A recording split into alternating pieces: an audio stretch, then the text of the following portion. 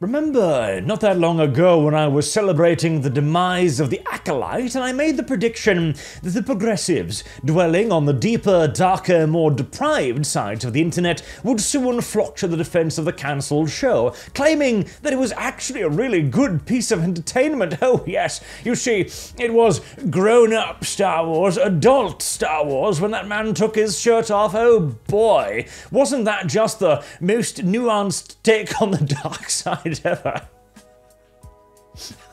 Which is literally their argument. That one scene is the only thing they ever seem to defend, and not because there's anything nuanced about it, but because they are so thoroughly sexually deprived after 20 years of safe horny that at this point a man's nipples is about the closest they've ever come to something erotically satisfying. And here we go, with Rolling Stones proving my point. Can the best of Star Wars survive the worst of its fans? I remind you, yet again, the definition of a tourist is someone who places their politics above what they profess to like, above the fandom, above the setting, above the hobby, etc. And the only way you can, with a straight face, claim that the Acolyte is the best of Star Wars is if it deep-throats your politics to the point of emerging with pubic hair between its teeth. As it is not merely just not the best of Star Wars, it isn't even mediocre. It is objectively, storytelling-wise, the worst of Star Wars. It is so bad, it is such an enormous flop that it didn't merely not sell, because things are not popular all the time. The majority of things are not popular. The majority of things never reach the heights of Star Wars. Oh, no. The Acolyte is so much more. The Acolyte reached a level where Disney decided to take its merch off the store shelves. It is a failure on the scale where Disney will rather burn plushies in an enormous backyard campfire of shame than attempt to recuperate the losses. It is such a hopeless fail that literally the bonfire will actually cost less than the storage fees. That's the Acolyte. But anyways, when George Lucas debuted his science fiction epic about a galaxy far, far away in 1977, Star Wars went from a long-shot space opera into the highest-grossing science fiction franchise of all time. And there is an interesting point, because I want to remind you that when Star Wars came out originally, it was a counter-cultural work. It was a us kind of piece of entertainment. It went against the grain of what was popular at the time. See, when Star Wars came out, the critics lambasted it for being simply a brain-dead, silly science fiction shooty movie, action over substance. Ay vey, how terrible. That was the critique. As George Lucas even rather famously wore a shirt with one of the negative reviews to the set because he was proud of being anti-critic. You'd be surprised how little has actually changed from 1977 to 2024. The only thing that has really changed is the, shape and color of the boot on our backs. That's about it. Almost 50 years and one sale to entertainment conglomerate Disney later, Star Wars isn't just a one-off world. There have been prequels, reboots, standalone television theaters, and an in-depth theme park edition. And all of that, whilst Disney slowly but surely violated the soul of Star Wars, turning one of the most profitable entertainment entities ever, if not indeed into, we need to burn all of these Maya and OSHA puppets. But like most pop culture, the Star Wars fandom, especially online, has become inundated with loud, conservative, and in some cases incredibly racist voices. You can no longer use that word against me, sir. Oh, I'm sorry. Zir. It no longer holds any power over me. In fact, it actively grants me power now. That's pretty much my power word at this point. You call somebody a racist, you do not delegitimize their argument, you add legitimacy to them at this point. So perhaps just stop? Or keep going, it makes no difference to me, really. While Disney has never said these voices are directly impacting what shows get made, cope harder, the vocal minority of Star Wars devotees keep limiting what they'll accept as true Star Wars. This is one of those wonderful things that we're going to be seeing a lot of from the left, by the way. The vocal minority. I've still got to cover that Wukong article I talked about, but they keep going, oh, the vocal minority, these silly, angry people on the internet. Oh, if only the modern audience would come to save us. You've got to realize the vocal minority are the ones that determine if something sells or not. Because they are not the minority, they are the majority. They are the people who actually purchase things and pay money for it. These fans say they're fighting for Star Wars' future, but if their endless fantasy worlds can't accept any stories that they don't recognize, some of the self-professed biggest fans in the world could be closing themselves off to any future at all. Yes, and that is a good thing, because you are not making Star Wars. That is what people want. See, fans of video game fans and just entertainment fans in general, we are not very picky at all, in fact. Look at Andor. I don't think that's a very good show, but it was close enough to Star Wars to the point where people accepted it. Look at House of the Dragon, an awful television show in my opinion, and woke as shit too, yet people still accept it. Why? Because it is close enough. The strike zone to please a fan is actually really, really goddamn wide. It's not our problem that you simply cannot succeed in hitting the broadside of a barn with a fucking buckle gun, okay? What is crystal clear is that before Star Wars can have another successful show, the loudest voices online need to realize Star Wars they want to return to never existed in the first place. Will the real Star Wars please stand up? Yes. The prequels. Literally. The prequels and the sequels are more Star Wars than anything you've ever produced. You can't simply go, oh, it's never really existed. It did. We can point to it. It's been re-released about 7 dozen times at this point. We can quite easily tell you what is Star Wars and is not. That's why we've got such an easy time looking at Disney products and turning our noses up against it. This is not some amorphous, difficult to design thing, designate more correctly, is actually rather goddamn obvious, which is demonstrated in the enormous populist backlash against it. Much of the online discourse around Star Wars is centered on the franchise's most recent live-action project. Mandalorian, The Book of Boba Fett, Ahsoka, Obi-Wan Kenobi, and Andor, which all of them have more or less been flops beyond the first season of The Mandalorian and parts of Andor, but even then it was a financial failure, but it was met with relative acclaim, which I still don't understand. And The Acolyte. The market has been oversaturated with stories, especially many that occur within the same time frame, with fans frankly getting tired and in some cases outright bored. It's not that it's oversaturated, it's oversaturated with shit. I can tell you this. If you had told 14-year-old Arch that in the future there would be 1, 2, 3, 4, 5, 6 Star Wars shows within like 5 years, that we would be getting a Star Wars television series every year, I would have been thrilled. Holy shit, the future is a paradise. Be very careful what you wish for, because it might just come true. Each of the projects had its own reception and its own problems. However, the low audience scores, angry YouTube rants, and long Reddit threads can really boil down to one question: who determines what's really Star Wars? I do. Me, I do that. That's my job. Ironically, it is. See, that's the thing. I am not even first and foremost a Star Wars fan, okay? I'm a 40k fan. I look at Star Wars and I think to myself, I do wish it was grimmer and darker. I've repeatedly said that my perfect Star Wars project would actually be more of a Band of Brothers style thing, following a group of stormtroopers on their missions and looking how they're trained, how they grow up within the Empire, how they eventually begin to question whether the Empire is truly a legitimate force within the galaxy, and providing a nuanced take on that, showing worlds both where the Empire brings peace and stability and also where they bring violent oppression. That would be my kind of Star Wars show. However, I am still capable of objectively recognizing what Star Wars is and what Star Wars is not. That's the key differential.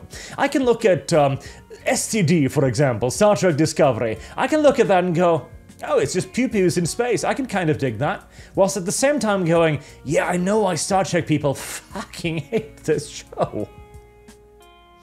Because you are actually capable, again, of defining these things. And it is therefore the audience, the people watching, those who know what Star Wars is and is capable of defining Star Wars instead of you who's like, what even is real Star Wars? It never existed. That gets to determine whether something is a success or not. It really is that simple. Take, for example, the most recent series, The Acolyte, created by Leslie Headland. The series follows May and Osha Anissa, a pair of mysterious twins, both played by Amandla Stenberger, who baffle a group of Jedi. When May fails to follow through on her education with Sith Master Kimir Mani Jacinto, Osha takes her place. The series is one of the first of its kind, a Star Wars edition that explores both the backstory of Sith and the potential for a corruption where the Jedi, the moral pillars, aren't in the right.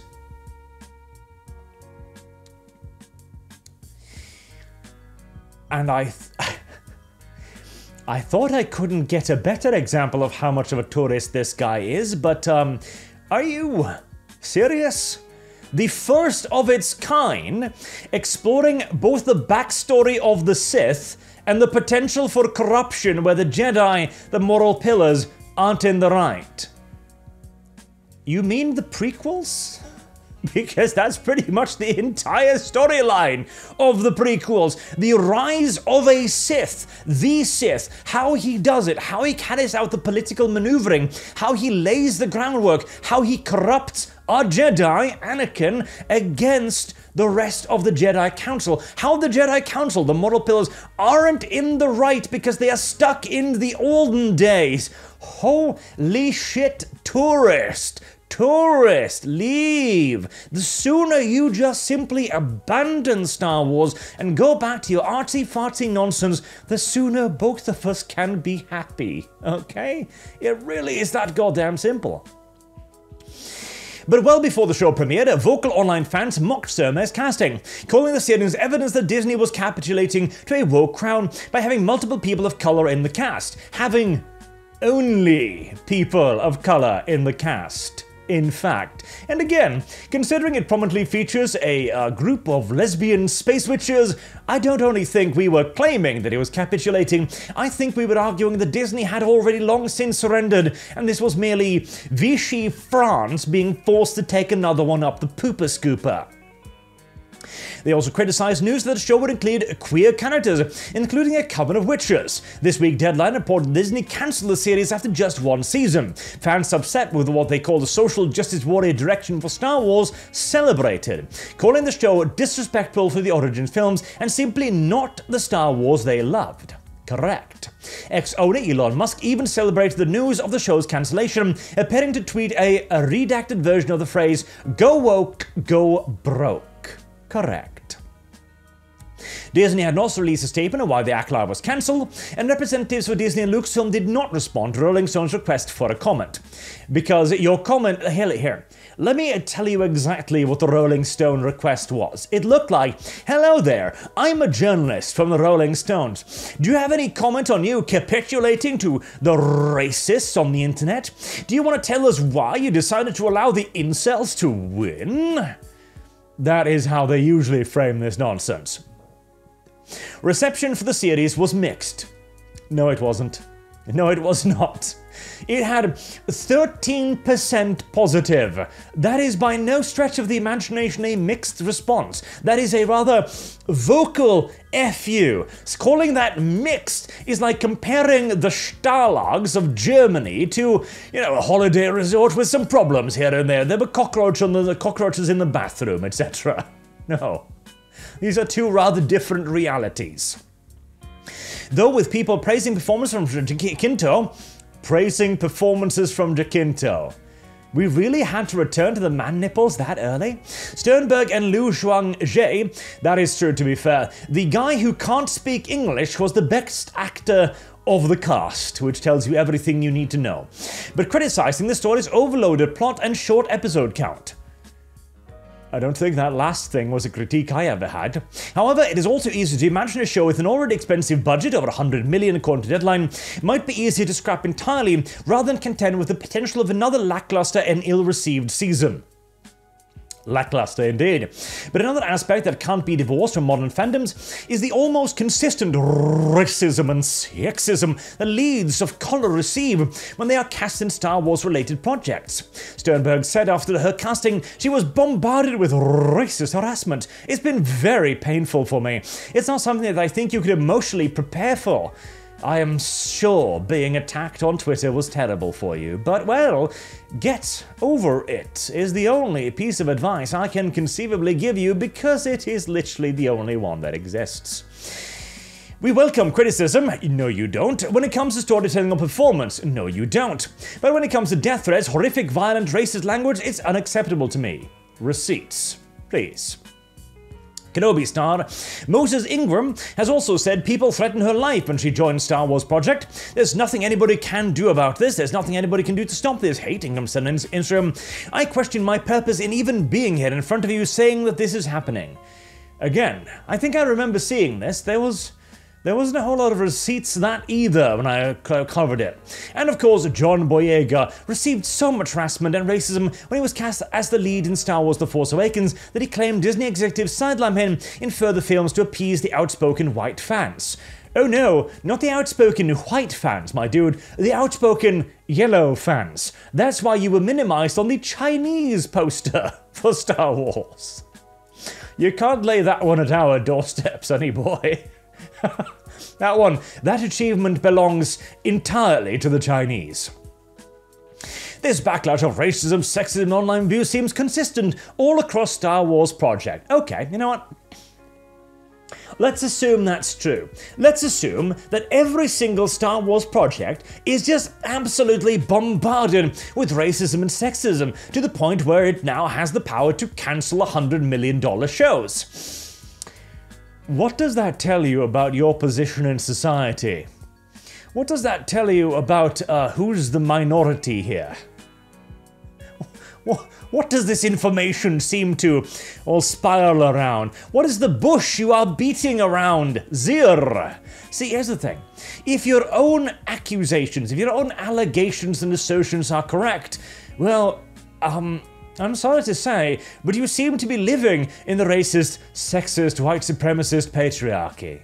How about you stop writing for the Rolling Stones then, and I don't know, do something more effective against it? Because your social justice movement seems to not only have failed, it seems to have emboldened your enemies. See, my view on this is that you're making this shit up.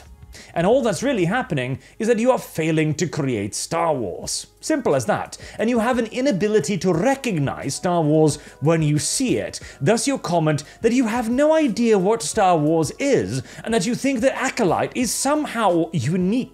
Hell, the Acolyte's entire point was to steal the thunder of Darth Sidious creating life, thereby forcing the Force itself to counteract by creating a balance to the Force in Anakin, the Force child. All of that, remember that? Of course you don't.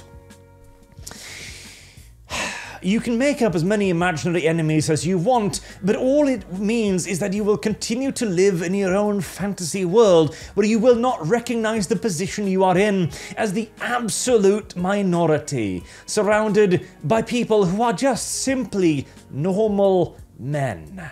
Not white supremacists, not racists, not sexists, just people who are sick of you ruining their entertainment. Who do you think the heroes on these stories? What do you think Princess Leia was? She's the head of the rebellion. She's the one that's taking young kids who doesn't know anything about this boisterous, I know everything guy who can't do anything trying to save the rebellion with these clowns, Lucas said in May at the Cames Films Festival. The intention was to make mouth the high-ranking women integral to the success of each film. Lucas has flip-flopped on his films so many times, I'm not willing to take anything he says at face value. Luke said, the same with the thing with Queen Amidala. He also pushed back on the idea this world was created just for white men. Most of the people are aliens. The idea you're supposed to accept people for what they are, whether they're big and furry or whether they're green or whatever. He added, the idea is all people are equal. And that is the idea that you have completely rejected. Colorblindness is not a progressive ideal, it is our group ideal. Again, you keep making this argument that this group of people who loved the previous things are not on board with these things. It is not because we dislike the strong female leads. It is not because we dislike the aliens or the people of color. It is because we dislike that you can't make Star Wars. But what it seems like extreme fans don't realize is that creating a space where even the truest of Star Wars fans still wouldn't want to participate. You know what? I have already made the point. I have made the point repeatedly. I think it's already sunk in by now. This is the point of view of a tourist. He has never engaged with Star Wars, not on any serious level. He cannot recognize Star Wars, even if it were to piss on him. And these are the people who liked the Acolyte. These are the 13%. And I do believe that with articles like these, reading more and more desperate every time you see one, they are beginning to look around and realize the position they are in, rather than the one they believe they have occupied in their own heads. And frankly, that realization cannot come soon enough. So, good luck with getting woke, Rolling Stones. It's going to be an interesting experience for you to wake up to reality, but trust me, eventually you'll get used to it. It's pretty nice over here on this side of, well, the world, once you get used to it. Have a good day, everyone, and thank you very much for watching.